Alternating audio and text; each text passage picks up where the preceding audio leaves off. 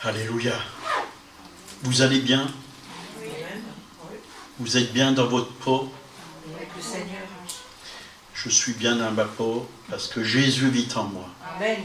Sinon, je serais mal à l'aise. Je n'oserais même pas venir parler devant vous. Mais comme le Seigneur est vivant, il est vivant en moi, il est vivant en vous, je l'espère. Alors, j'ai envie de vous parler. En son nom. Amen. Voilà, est-ce que la caméra est prête? Ok. Voilà. Et ce matin, j'aimerais vous parler de l'esprit de révélation, ou la connaissance révélée. C'est important. Savoir qu'on a un Dieu qui se révèle. Chaque jour, il se révèle. Il n'a pas fini de nous donner de choses nouvelles. Vous savez, la vie chrétienne, si on n'avait pas chaque jour quelque chose de nouveau de la part de Dieu, hein, d'ailleurs chaque jour c'est quelque chose, c'est un jour nouveau, hein, un nouveau printemps, hein, chaque année, un nouvel été, et il y a toujours quelque chose de nouveau dans la vie, et c'est bon qu'il y a du nouveau, que ça ne soit pas le métro, boulot, dodo, ouais. Parce que Dieu ne fait pas toujours les mêmes choses. Il fait chaque fois quelque chose de différent. Et c'est pourquoi il est important de l'écouter. D'avoir des oreilles, pas seulement des oreilles physiques, où nous entendons des voix de ce monde, et il y en a plein aujourd'hui, il y en a des bonnes comme des mauvaises, mais aussi que nous ayons une oreille spirituelle pour entendre ce que le ciel nous dit, ce que le Seigneur nous dit, ce que le Saint-Esprit nous dit. Encore ce matin, très tôt, le Saint-Esprit me disait que j'avais tout pleinement dans le Saint-Esprit. Dans le Saint-Esprit, il y a toute chose, puisqu'il est Dieu. Amen. Il est Dieu. Qu'est-ce qu'on veut de plus?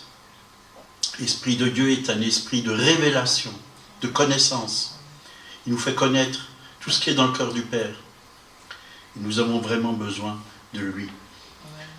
Donc, il y a deux types de connaissances.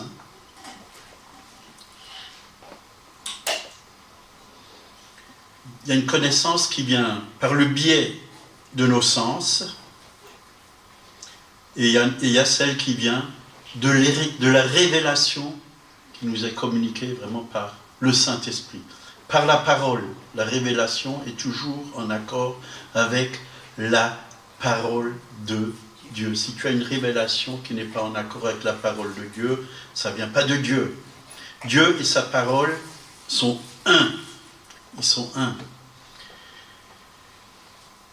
C'est vrai qu'il y a une connaissance mentale, sensorielle ou naturelle. Et c'est vrai qu'on apprend, hein, dans la vie on apprend. Hein. On apprend un métier, hein. On apprend par nos parents à être poli, à respecter les autres. À l'école, on apprend toutes sortes de choses.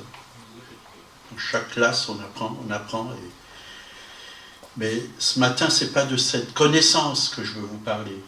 On en a besoin, c'est vrai. Je ne dis pas que c'est pas bon, que c'est mauvais. Mais il y a aussi une connaissance qui n'est pas de Dieu, qui est ténébreuse. Si vous allez dans l'occultisme, là, il y a des connaissances qui sont vraiment du diable, de Satan. Et même là, je peux vous dire que Adam et Ève, quand ils ont péché, leur esprit s'est ouvert vraiment à l'ennemi. Ils sont rentrés dans un autre monde. Le monde des ténèbres. Et la Bible dit que le monde entier est sous la puissance des ténèbres. Mais nous, en tant que croyants en Jésus-Christ, nous ne sommes pas sous la puissance des ténèbres. Il ne faut pas laisser les ténèbres nous dominer, nous conduire. Mais il faut laisser le Saint-Esprit, la parole de Dieu, nous conduire. Et c'est pourquoi nous avons besoin d'une révélation, jour après jour.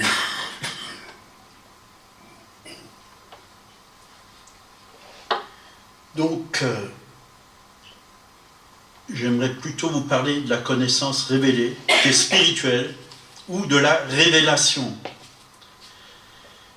Romains, chapitre 16, versets 25 et 26, hein, « À celui qui peut vous affermir selon mon évangile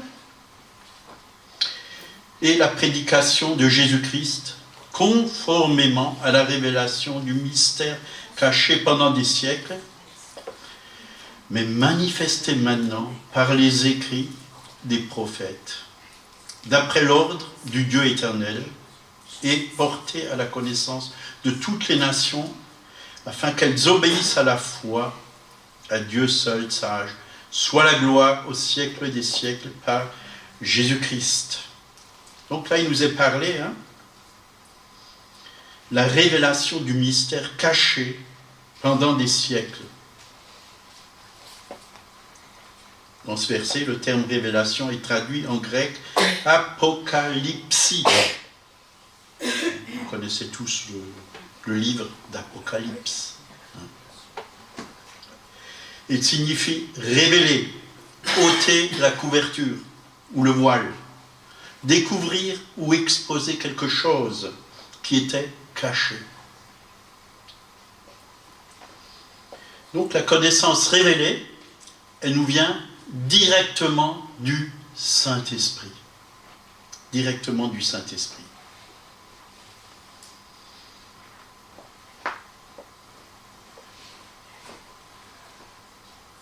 On a vraiment besoin que Dieu nous parle. C'est important. Quand on ouvre la parole de Dieu, il est important de demander au Saint-Esprit qu'il l'éclaire. Qu'il éclaire cette parole. Qu'il illumine cette parole. Mais qu'il illumine aussi notre cœur. Qu'on soit vraiment éclairé. Que ça soit vraiment une nourriture. La Bible dit, l'homme ne vivra pas de pain seulement, mais de toutes paroles qui sortiront de la bouche de Dieu. Une nourriture, c'est-à-dire quand on reçoit une révélation, on est fortifié, on est encouragé, on est béni. Mais plus que ça, on est transformé. Parce que la parole de Dieu, elle nous sert à être transformés. C'est pour ça que Dieu nous l'a donné. C'est pour que notre vie soit transformée. Parce que Dieu veut nous transformer de gloire en gloire, à son image et à sa ressemblance, à la stature parfaite de Christ. Nous ne vont pas rester des bébés toute notre vie. Hein. Il y a un temps pour être bébé, c'est sûr. Hein. Il y a un temps pour être des adolescents. Mais il y a aussi un temps pour être adulte, pour être mûr, avoir la maturité spirituelle. Et très peu, aujourd'hui, dans l'Église, avec un grand E, ont une maturité vraiment spirituelle. Et il y a beaucoup de modes hein, qui passent comme ça dans les églises. Et il y a beaucoup de vents, hein, de doctrines qui passent. Et si on n'est pas ancré dans la parole de Dieu, ben, un vent, qu'est-ce qu'il fait? Ben, il nous déracine. Hein. Il déracine les arbres. Et quand on est ancré en Christ, fondé et ancré dans la parole de Dieu, ben, on tient debout parce que nos racines sont bien profondes. On a besoin de racines profondes. Et sans la révélation qui nous est communiquée par le Saint-Esprit, on ne peut pas avoir de racines profondes. Et je peux vous dire que moi-même, chaque jour, j'ai beaucoup encore à apprendre. Je ne suis pas encore arrivé. Je suis même très loin d'être arrivé. Parce qu'on a un Dieu tellement immense, illimité. Et je suis au premier échelon, hein, tout en bas encore, et j'aimerais monter un échelon supérieur, et encore un autre, et encore un autre. Mais ça prend du temps. Ça prend du temps. Et quand on croit savoir quelque chose, on réalise qu'on ne sait pas encore grand-chose.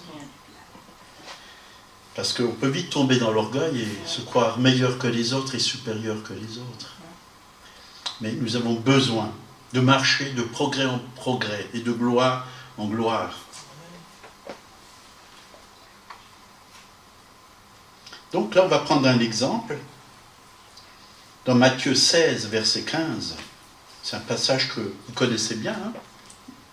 Et vous, leur dit-il, « Qui dites-vous que je suis ?» Simon-Pierre répondit, « Tu es le Christ, le Fils du Dieu vivant. » Jésus, reprenant la parole, lui dit, « Tu es heureux, Simon, fils de Jonas, car ce ne sont pas la chair et le sang qui t'ont révélé cela, mais c'est mon Père qui est dans les cieux. Et moi, je dis que tu es Pierre, et que sur cette pierre, je bâtirai mon église, et que les portes du séjour des morts ne prévaudront point contre elle. Et ça, j'aime bien ce mot. Hein. Tu es heureux, Simon, fils de Jonas. Et quand on reçoit une révélation, on est heureux. Heureux. Et moi, je me suis vraiment arrêté sur ce mot. Tu es heureux. Et quand Dieu me parle, je suis heureux. Je suis heureux parce que je sais que Dieu, il a une parole pour moi. Et quand Dieu dit une parole pour moi ou pour vous, on ne peut que être heureux. Parce qu'on a un Dieu vivant. Un Dieu qui nous encourage. Un Dieu qui nous fortifie. Un Dieu qui sait ce dont on a besoin. Tu es heureux. Ce n'est pas la chair et le sang, voyez, mais c'est vraiment le Père, par le Saint-Esprit, qui lui a révélé cela, que Jésus-Christ est le Fils du Dieu vivant. Il est le Sauveur, il est le Seigneur, il est le Roi, il règne. Et on a besoin de le savoir. Et moi, je te dis que tu es Pierre et que sur cette pierre, je bâtirai mon église. Quelle est cette pierre sur laquelle Dieu bâtit son église? La révélation qu'il a eue que Jésus était le Fils de Dieu. C'est ça la pierre. C'est la révélation que Dieu est le Fils de Dieu. Ça ne veut pas dire que maintenant Pierre, c'est le premier pape et que sur lui est bâtie l'église. C'est faux. Et là, on a construit quelque chose. Il y en a qui ont construit quelque chose qui ne vient pas de Dieu. J'attaque personne, hein, je suis pas... Mais l'important, c'est de connaître la parole de Dieu. Ce qu'elle représente, ce qu'elle signifie pour chacun d'entre nous. C'est la révélation que Jésus... C'est la première pierre pour construire. Avoir cette révélation que Jésus est le Fils de Dieu. C'est la pierre d'angle sur laquelle Jésus bâtit son Église. C'est ça la pierre d'angle. Et quand on est en Christ, hein, alors on peut dire, comme Jésus a dit, je bâtirai mon Église, et que les portes du séjour des morts ne prévaudront point contre elle. Ça veut dire, les démons, les mauvais esprits n'auront pas le dessus sur l'Église que Dieu bâtit. Parce qu'elle est bâtie sur quelque chose de solide. Elle est bâtie sur le roc. Amen. Amen. Et je vous encourage à bâtir votre vie sur ce roc qui est Jésus. Et quand on connaît Jésus, hein, la Bible dit que Jésus est le chemin, la vérité et la vie, et que nul ne vient au Père que par lui. Jésus nous montre le Père. Et c'est ça qui est beau. Alors on n'est plus orphelin. On n'est plus orphelin. Il y a encore beaucoup d'orphelins dans les assemblées et dans l'Église. Mais Dieu ne veut pas que vous soyez des orphelins. Que vous connaissiez Dieu comme votre Père, comme votre papa. Et qu'est-ce qu'il fait un père? Il prend soin de ses enfants. Il prend soin de nous. Il ne le laisse pas là. Voilà, débrouille-toi. Non. Il nous donne chaque jour la nourriture dont nous avons besoin. Il nous conduit, il nous montre le chemin. Il nous protège, il nous garde. Il nous guide. Et il nous montre vraiment quelle est notre place aussi dans cette Église qu'il construit. Il nous montre quelle est notre fonction, puisque nous sommes le corps de Christ. Quelle est la fonction que nous avons dans le corps, et chacun a une fonction. Il n'y a pas un seul enfant de Dieu qui n'a pas de fonction. Tous les enfants de Dieu ont une fonction particulière dans le corps. Un corps a plusieurs membres, et chaque membre a une fonction, et quand chaque membre fonctionne dans une assemblée, c'est la maison de Dieu qui se construit. Et la maison de Dieu, c'est beau. C'est pas un tas de pierres comme ça qui n'ont aucune forme, mais c'est des pierres bien emboîtées les unes les autres, qui travaillent ensemble, qui s'aiment et qui vivent ensemble, qui partagent ensemble, qui communiquent ensemble, qui participent à la même vie du Christ, glorieux, ressuscité. Amen. Donc c'est la révélation que le Père Céleste a donné à Pierre. Tu es le Christ, le Fils du Dieu vivant. Le Christ, c'est le Sauveur, le Messie, celui qui est venu, hein, mais c'est aussi celui qui revient pour chercher son épouse qu'il est en train de bâtir. Il revient, et soyons prêts, préparons-nous. On a besoin de se préparer jour après jour, afin qu'on puisse être, quand il revient, à son image, à la stature parfaite de Christ, qu'on puisse spirituellement ressembler à Christ, pas physiquement, puisqu'on ne ressemblera jamais, puisqu'on est unique, on a chacun des têtes différentes, mais spirituellement, ressembler à Jésus le Christ. Et c'est vrai que quand Jésus nous parle par le Saint-Esprit, on a la paix. On sait que ça vient de Dieu. On est convaincu. Il n'y a personne qui peut nous dire le contraire. Mais même s'il y a quelqu'un d'autre qui vient nous dire le contraire, mais quand c'est Dieu, on le sait. On le sait. On le sait. Moi, un jour, je priais pour savoir où je devais aller. Et je voulais faire une formation biblique. Et le Seigneur m'a donné le nom de l'endroit où je devais aller. Et je lui ai dit au pasteur où j'étais que c'est là où je voulais, que Dieu m'a montré que je devais aller. Il m'a dit non, ne va pas là-bas. Va plutôt là. Alors je lui ai dit non, je vais où Dieu m'a convaincu d'aller. Et je n'ai pas regretté d'aller où Dieu m'a montré où je devais aller. Et je suis allé. Et j'ai eu la paix. Et j'ai reçu ce que j'avais à recevoir. J'ai appris ce que j'avais à apprendre. Et je ne le regrette pas. Et même ce pasteur, quand je revenais de temps en temps en Alsace, il me bénissait. Même financièrement. Voyez? Parce que quand on est dans le plan de Dieu, tout s'aplanit, nos sentiers s'aplanissent. Et vous ne manquez de rien. Parce que Dieu prend soin des siens. Amen. 1 Corinthiens 3, verset 11. Là, il nous a dit, car personne ne peut poser un autre fondement que celui qui a été posé, savoir Jésus-Christ. Voilà le fondement. Savoir Jésus-Christ. Et là, dans Actes 4, 11 et 12, Jésus est la pierre rejetée parmi vous qui bâtissez et qui est devenue la principale de l'angle. Vous avez certainement déjà vu des maisons où il y avait une pierre d'angle. Toute la maison est bâtie, on met en premier la pierre d'angle et toutes les maisons, dans le temps, c'était comme ça. On prenait une grosse pierre et on commençait avec l'angle. Toute la maison était construite sur cette pierre. Elle est devenue la principale de l'angle. Il n'y a de salut en aucun autre. Car il n'y a sous le ciel aucun autre nom qui a été donné parmi les hommes par lequel nous devrions être sauvés. Et c'est important. C'est très important. Encore il y a une semaine, j'ai eu quelqu'un avec qui j'ai parlé, là, et qui est un peu jeune converti, puis un peu pas trop solide dans la foi. Puis elle dit, parfois elle doute. Elle doute et elle demande, est-ce que c'est pas plutôt les témoins de Jéhovah qui sont dans la vérité, ou les Mormons? Alors, elle doute. Mais quand on a le Christ en nous, quand on a le Sauveur en nous, et quand on lit la parole de Dieu, on sait que c'est Jésus. Il n'y en a pas d'autre. Il n'y en a pas d'autre. Et c'est pourquoi nous devons être affermis. Affermis. C'est-à-dire être ferme sur la parole de Dieu. Donc il n'y a qu'un fondement, c'est Jésus.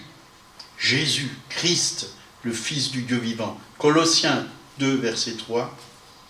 En Christ sont cachés tous les trésors de la sagesse et de la connaissance. Ou d'autres versions disent sagesse et science. En Christ sont cachés, voyez. Mais ce n'est pas pour que ça reste caché qu'ils sont en Christ. Dieu veut nous révéler. C'est cette sagesse, cette science de Dieu. Il veut nous révéler ce qu'il y a en Christ. Tous ces trésors qu'il y a en Christ, Dieu veut nous les révéler. Moi, j'aime bien vraiment ce mot trésor. Parce que le mot trésor, ça veut dire que c'est des richesses. C'est précieux. La parole de Dieu, c'est précieux. Ce que Dieu nous donne, c'est précieux. C'est éternel. Le diable ne pourra jamais nous voler ce que Dieu nous donne. C'est à l'intérieur de nous. On peut vous emprisonner, comme l'apôtre Paul était emprisonné, mais il avait tous ces trésors en lui. Toute cette sagesse était en lui. Toutes ces révélations que Dieu lui a données, ils étaient là. Et malgré qu'il était prisonnier, il a pu encourager. Il a écrit des lettres aux Éphésiens, aux Colossiens, et à plein d'autres personnes, à plein d'églises, il a écrit des lettres. Il a reçu des révélations, des bénédictions. Il a béni le monde entier, jusqu'aujourd'hui encore. On est béni quand on lit tous les épîtres de Paul. On est fortifié. Parce qu'il a vraiment reçu quelque chose pour bénir le monde, pour enrichir le monde spirituellement, pour faire sortir le monde des ténèbres. Colossiens 2, verset 6. « Ainsi donc, comme vous avez reçu le Seigneur Jésus-Christ, marchez en lui, étant enracinés, fondés en lui, et affermis par la foi, d'après les instructions qui vous ont été données, et abondez en actions de grâce. » Vous voyez, tout est en lui. Tout est en lui. La Bible, de la Genèse jusqu'à l'Apocalypse, lisons-la pour le découvrir, lui. Soyons des chrétiens centrés sur Christ, christocentrique. Notre vie, Christ doit être le centre. On le chante, hein, mais il ne faut pas seulement le chanter. Il faut chercher Christ. Vous le découvrez déjà dans la Genèse. Vous allez le découvrir dans chaque livre. Il est dans chaque livre. Mais il faut une révélation. Une révélation. Même le royaume de Dieu, vous le découvrez déjà dans la Genèse. Que Dieu ouvre nos yeux pour que nous puissions voir vraiment clair.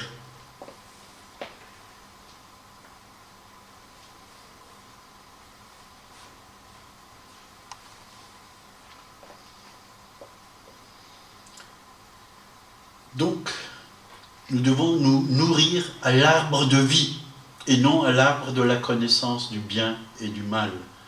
L'arbre de vie, c'est Jésus-Christ. C'est là où nous devons nous nourrir. C'est là où nous devons puiser tout ce dont nous avons besoin pour notre vie. C'est là. Parce que ce n'est pas par nos propres efforts, mais c'est par le Saint-Esprit. Si on marche par nos propres efforts, on ne doit pas être dans le faire. Il y a beaucoup de gens, ils veulent toujours faire et ils croient, puisqu'ils font, ils sont. Hein, il y a des gens, ils font de la peinture, mais ils ne sont pas peintres. Et parfois, c'est très mal fait. Mais si tu es peintre, que tu as appris le métier, après tu peux faire. C'est parce que tu es que tu fais. Si Dieu t'appelle à être un évangéliste, alors tu seras un bon évangéliste. Si tu t'appelles à être un bon enseignant, alors, puisque tu as cet appel, tu vas faire parce que tu es. Il y en a qui veulent faire pour être. Et ça, c'est le piège. On peut faire beaucoup de choses, mais si ce n'est pas Dieu qui nous appelle, ça sera mal fait. On ne sera pas à notre place. On va faire plus de dégâts que de bien. Et ça me fait penser à Branham. Hein. Vous avez certainement entendu Branham. Aujourd'hui est née la secte. Les branhamistes sont dans le monde entier. Hein. Il y a plein d'églises branhamistes. Branham, c'était un serviteur de Dieu, un homme de Dieu que Dieu a appelé. Il était prophète. Et il a vécu des choses merveilleuses avec le Seigneur. Il rassemblait des milliers de personnes. Il allait partout dans le monde. Il y a eu des miracles extraordinaires. Dieu lui a donné une puissance Pour la guérison, il avait un don de guérison. Les morts sont ressuscités, il y avait plein de choses qui se sont passées. Mais un jour, voilà, il voulait être enseignant, puis il est tombé, quoi, dans des fausses doctrines. Et voilà, il était en train de toujours communier avec un ange. Et il recevait de cet ange, c'était comme un ange libre, puis il est tombé dans des fausses doctrines, et il s'est pris pour quelqu'un qu'il n'était pas. Et ça a donné vraiment une secte. Ça, nous devons faire attention. Si Dieu nous appelle à un poste, restons fidèles à ce poste. Restons fidèles à ce poste. C'est important que nous ne puissions pas faire autre chose, aller ailleurs. Dieu nous donne une autorité dans un domaine, mais pas dans un autre.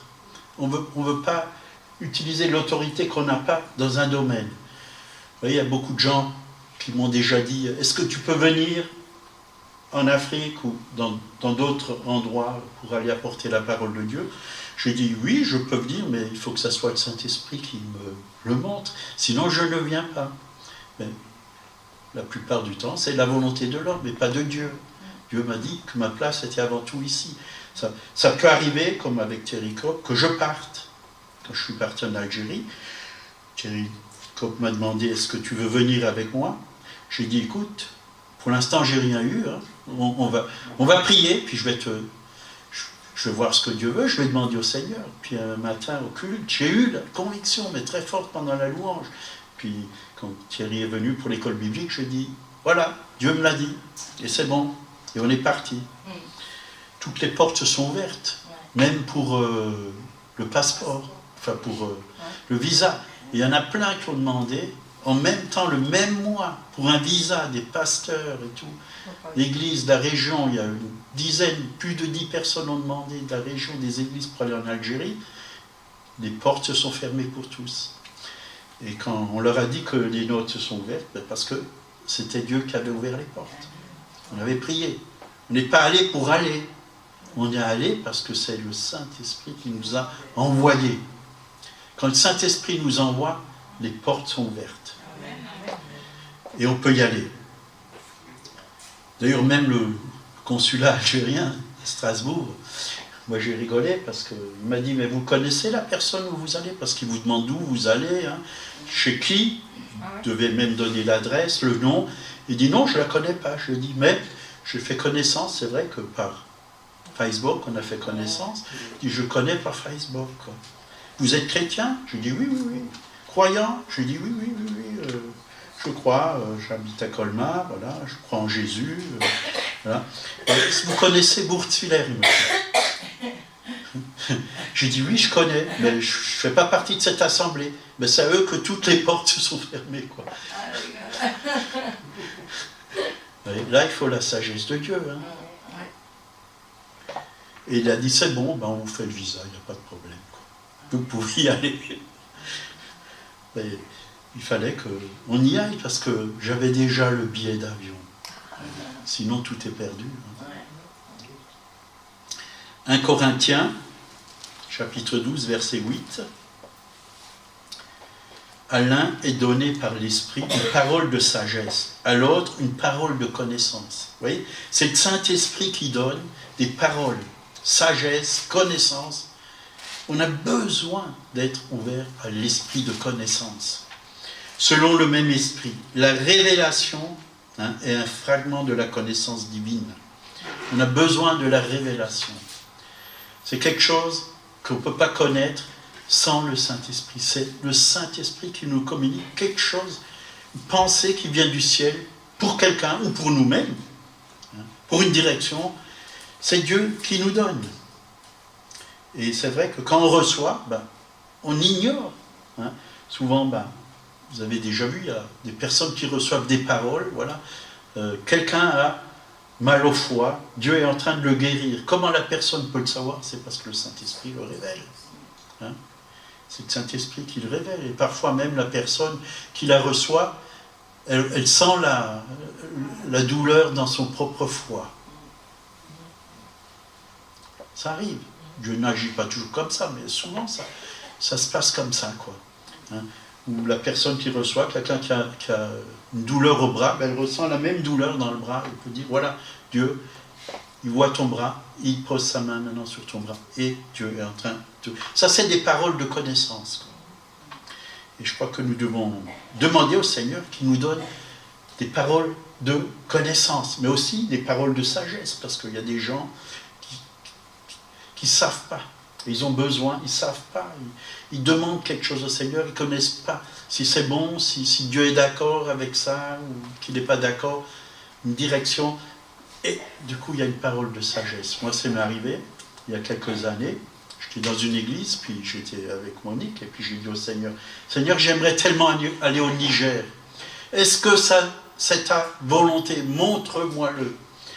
Puis le dimanche, je vais dans une église, c'était pas l'église que je fréquentais, mais dans une église, puis le pasteur, il donne une parole, il fait, tu veux partir dans un pays, en Afrique, et tu m'as demandé de te donner une réponse.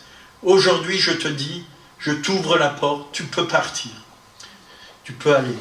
Je voulais au Niger visiter des missionnaires. Puis je l'ai eu, et on est parti. Toutes les portes se sont ouvertes, on est parti. On est resté, je ne sais plus combien de temps, je crois 15 jours là-bas. Et on est bien arrivé à temps, parce que le missionnaire il nous a dit, bah, c'est bien que vous venez, parce que vraiment, on avait vraiment besoin de quelqu'un qui vienne de l'extérieur, parce que nous, entre missionnaires, on est plusieurs, et il n'y a plus d'entente, il y a des divisions et tout ça. Puis on y allait, puis voilà, on a fait tout ce que Dieu voulait qu'on fasse. On est même allé parmi des peuplades, les Peuls, évangéliser toutes sortes de personnes, on a fait des cultes, tout ça, et c'était formidable. On était vraiment conduits par le Saint-Esprit. Le Saint-Esprit. On a besoin de demander au Seigneur de nous guider. C'est pas parce qu'on a une pensée, ah, Israël c'est beau. Combien de fois on m'a demandé si je voulais aller en Israël. J'ai dit oui, moi-même personnellement, j'aimerais bien y aller. Mais j'irai quand Dieu m'ouvrira les portes, quand Dieu me montrera. Et quand on va là-bas, bah, c'est aussi qu'il pourvoit. Dieu pourvoit. Pour l'instant, j'ai pas eu à cœur. Pourtant, j'aurais pu déjà y aller plusieurs fois. Plusieurs personnes me disent, tu veux pas venir, tu veux pas venir. Je dis, attends, il faut que je demande au Seigneur. Hein. Est-ce que mon Père est d'accord? Est-ce qu'il est d'accord? Il y a un temps pour tout. Il y a un temps pour tout. Et je pense que j'irai, peut-être dans les années qui viennent, là, peut-être l'année prochaine ou dans 2 ans. Je ne sais pas. Mais quand Dieu voudra, je vais y aller. Et s'il me ferme les portes, ben j'y vais pas. Voilà, un point, c'est tout. Et c'est pareil pour les vacances. Hein, cette année, on voulait aller à un camp chrétien avec Thierry Kopp. Puis, Monique, juillet-août, elle travaille. Le camp, les camps, ils sont passés là en dessous. Alléluia. Alléluia. C'est que Dieu a un autre plan. On ira ailleurs au mois de septembre. Puis au mois de juin aussi, on aura une semaine de vacances. Voilà. Il faut faire ce que Dieu veut qu'on fasse. Osée 4, verset 6. Mon peuple est détruit parce qu'il lui manque la connaissance. L'ignorance, hein, le manque de la connaissance. Hein. Tu peux être détruit. Tu peux être détruit. Tu ne sais pas. Tu ne sais pas. Faute de connaissance, mon peuple est détruit. Tu es dans l'ignorance. Tu ne sais pas. Tu ne sais pas. Tu n'es pas dans la lumière. Mais quand tu as la connaissance, tu vois clair.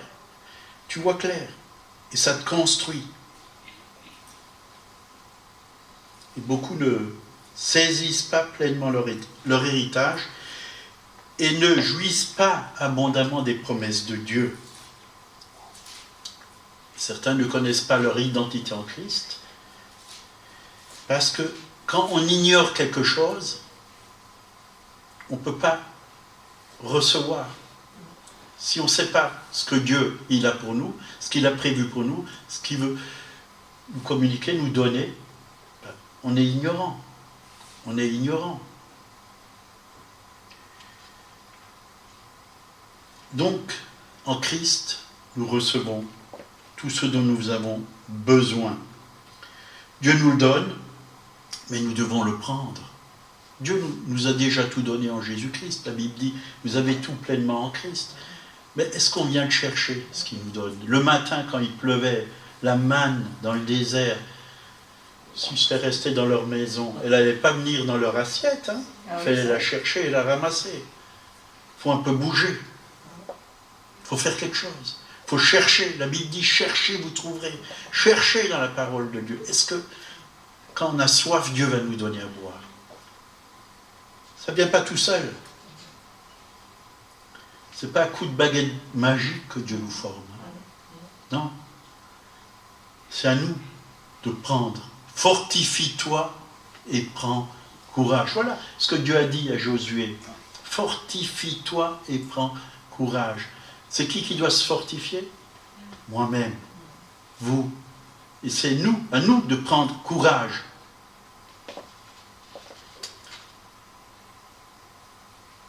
Quand on ignore quelque chose, on ne peut pas profiter des bienfaits et des avantages procurés par la connaissance de cette chose.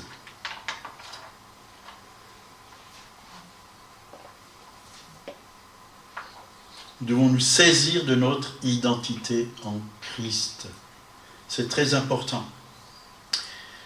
Parce que si on ignore qui on est, ben le diable, il le sait. Tu ignores que tu es vainqueur en Christ, par exemple. Ou tu ignores que tu es juste en Christ. Justifié, juste. Ben, le diable, il va toujours venir te dire, mais tu n'es pas juste, tu n'es pas vainqueur. Il va te lancer plein de choses comme ça, dans le visage. Et qu'est-ce que tu vas faire? Oui, je suis faible, je ne peux rien faire, je suis incapable. Non. La Bible dit que tu es même plus que vainqueur. N'ignore pas ces choses. La Bible dit que tu es juste, et que la prière du juste a une grande efficacité. Alors tu as de l'assurance quand tu connais ton identité en Christ. Tu sais qui tu es. C'est important de savoir qui nous sommes en Jésus-Christ. Et la Bible, si vous prenez les épîtres de Paul, en lui, c'est-à-dire en Christ. Nous en lui et lui en nous. Vous avez tout pleinement en lui. Et il y a plein de passages comme ça. Alors on va prendre Éphésiens chapitre 3 verset 10. Afin de connaître Christ. Pour connaître Christ, il faut la connaissance. Pas simplement une connaissance humaine, charnelle. Parce qu'on peut vivre dans la chair. On peut lire la Bible avec les yeux de la chair, avec même des yeux religieux. Mais lire la Bible, je ne dis pas que le grec et l'hébreu ne nous aident pas, ça peut nous aider. Mais avant tout, c'est le Saint-Esprit qui vous aidera le plus. Il faut la lire avec les yeux du Saint-Esprit. Parce que c'est le Saint-Esprit qui a inspiré les Écritures. Et il les connaît mieux que nous. Et il sait nous les révéler. Allons directement au Maître, à l'enseignant, qui est le Saint-Esprit. C'est la meilleure école. L'école du Saint-Esprit. Moi, j'aime le Saint-Esprit. Ce matin, je me suis réveillé à 3 h du matin. Je suis descendu au salon, je me suis mis à genoux et j'ai loué le Saint-Esprit. Je l'ai adoré parce qu'il est Dieu. Vous pouvez adorer le Saint-Esprit. Si vous n'êtes pas au courant, vous allez l'apprendre maintenant. Je l'ai adoré de tout mon cœur. Je lui ai dit, tu es merveilleux, Saint-Esprit. Tu es bon, Saint-Esprit. Tu es une personne. Tu es la troisième personne. Il y a le Père, le Fils et le Saint-Esprit. Tu es là présent dans ma vie. Et tu me remplis encore. Tu m'inondes de ta présence. Je veux rester en communion avec toi. J'aime le Saint-Esprit. Sois aujourd'hui mon guide. Dirige cette journée, Saint-Esprit. Révèle-moi encore davantage Christ. Révèle-moi encore comment tu veux que l'Église soit. Et ainsi de suite. Ayez une communion avec le Saint-Esprit. Et le Saint-Esprit va glorifier Jésus. Il va vous faire connaître aussi le cœur du Père. On a besoin du Saint-Esprit.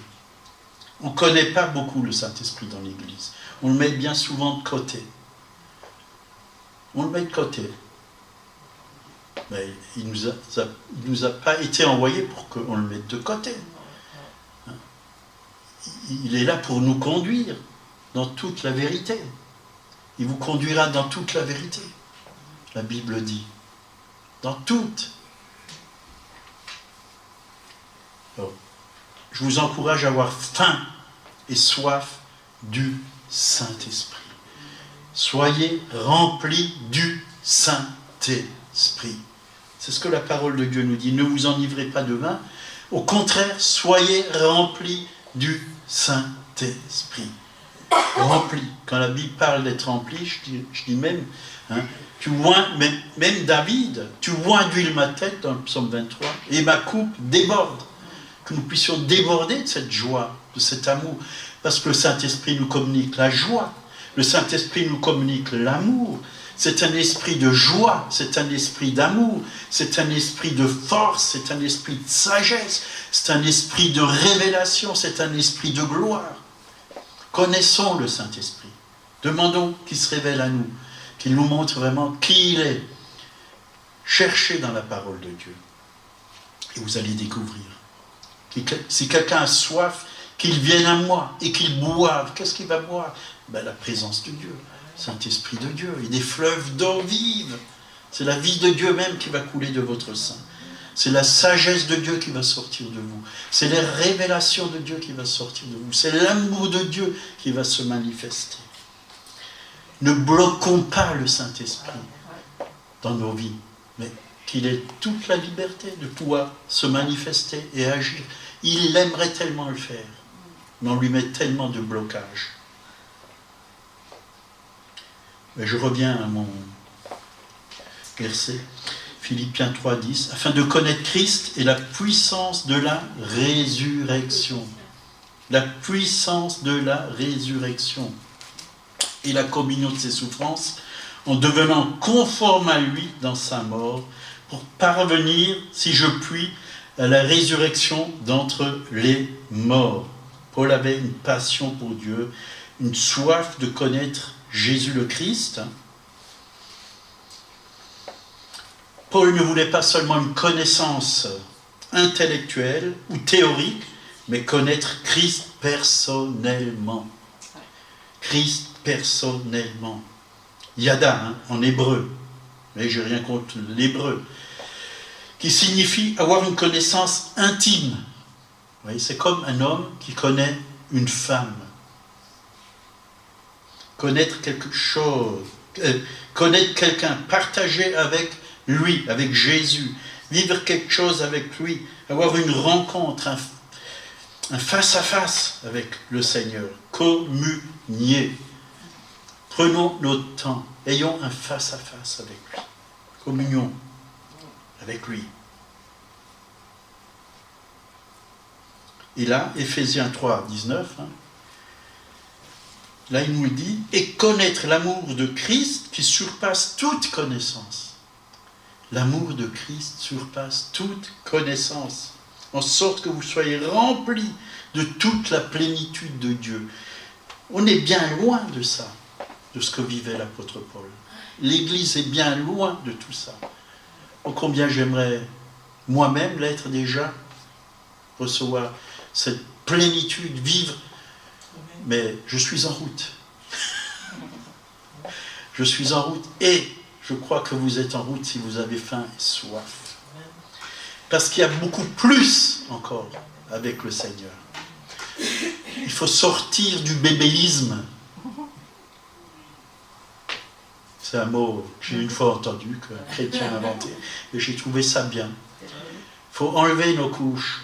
Il faut apprendre à aller aux toilettes. Tout seul.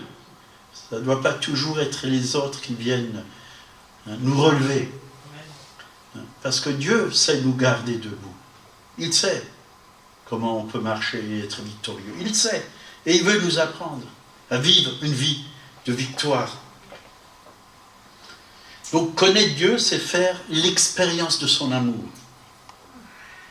Et là, il nous a dit, dans Romains 5:5, « Or, l'espérance ne trompe point, parce que l'amour de Dieu est répandu dans nos cœurs par le Saint-Esprit qui nous a été donné. » Le Saint-Esprit nous a été donné. Et l'amour de Dieu est répandu dans nos cœurs. Dans nos cœurs. Alors, n'attendez pas à recevoir de l'amour des autres, mais donnez-en autour de vous. Puisque l'amour de Dieu est allé à la source. Elle est répandue dans nos cœurs par le Saint-Esprit. Si tu trouves qu'il n'y a pas d'amour dans un endroit, emmène-en. Puisque tu es le temple du Saint-Esprit. Et tu as l'amour. Elle a été répandue dans nos cœurs par le Saint-Esprit. Inonde l'amour qu'il y a en toi. Manifeste-la autour de toi. Et tu verras qu'il n'y aura plus de manque d'amour. D'ailleurs, c'est l'atmosphère du ciel. La paix, la joie, l'amour, la gloire, la victoire, la sainteté. C'est l'atmosphère du ciel. Nous devons apprendre à vivre dans l'atmosphère du ciel.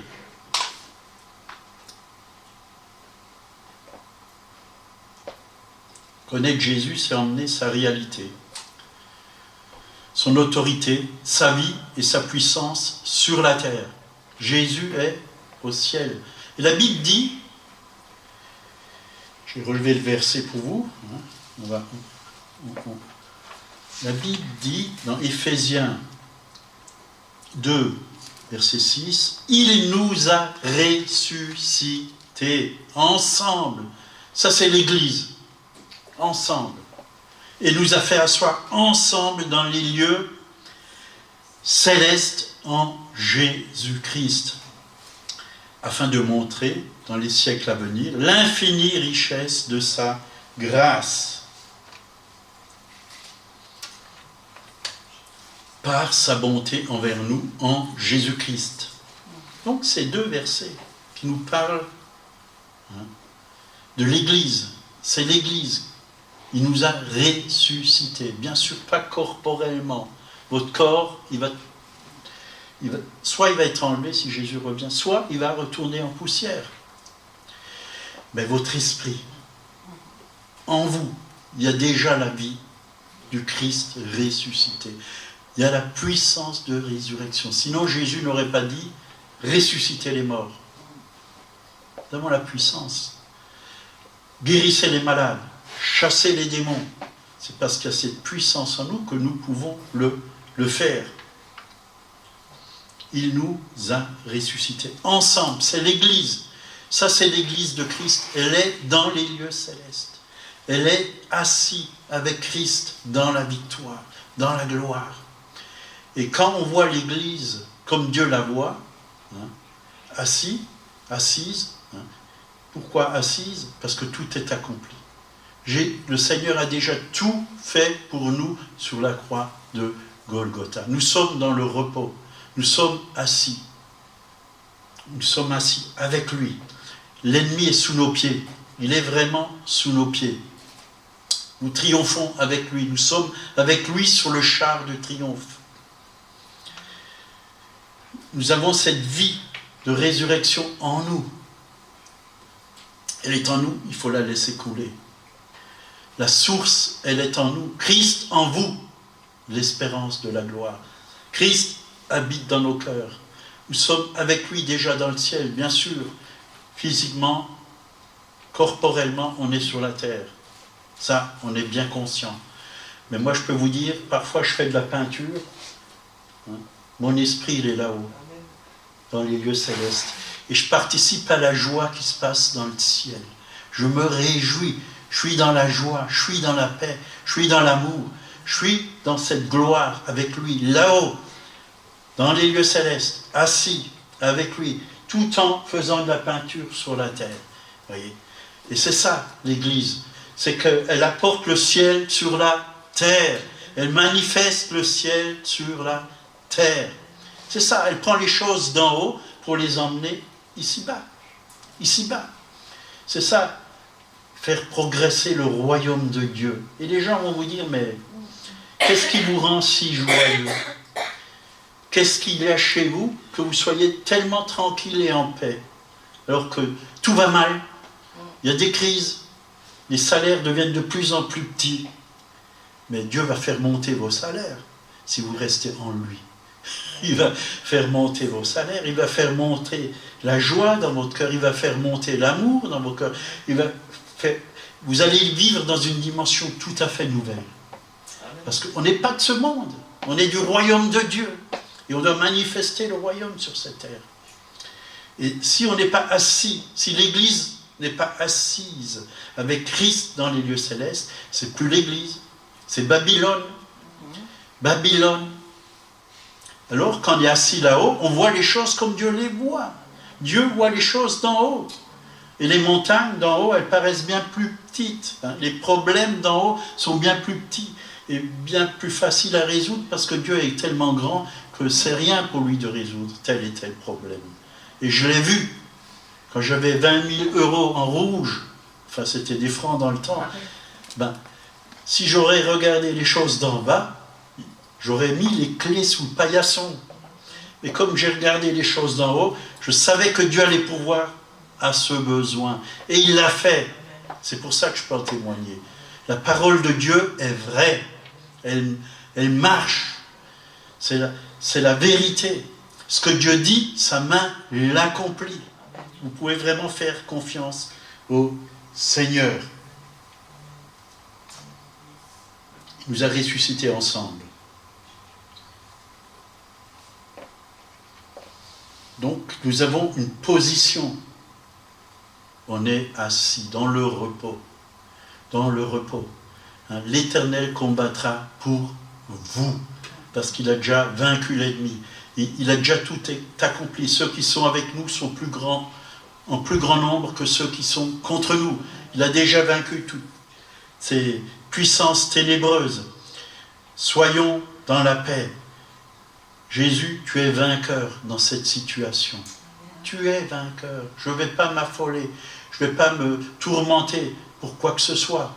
Et je peux vous dire, un jour, il y a un chrétien qui vient et me fait, mais tu t'inquiètes pas, puisque je n'avais pas de travail. Je dis non, je ne m'inquiète pas.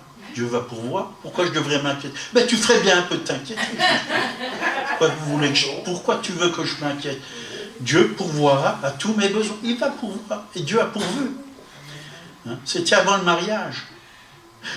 J'ai pu fonder l'entreprise, j'ai pu me marier, là aussi.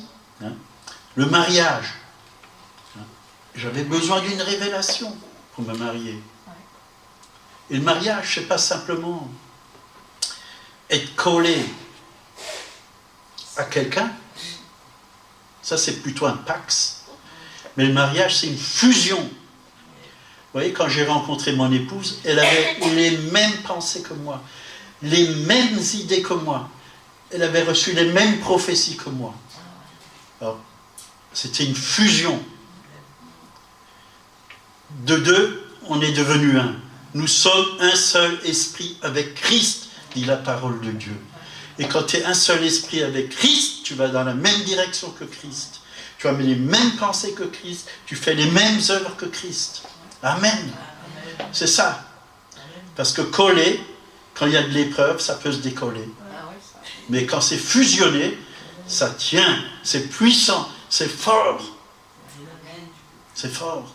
Il n'y a rien qui peut vous décoller, puisque vous êtes qu'un. Tu ne peux pas décoller quand il n'y a qu'une personne. L'homme et la femme, c'est ça le mariage. Ils sont ensemble. Ce n'est pas deux personnes. Ce n'est pas l'homme et la femme.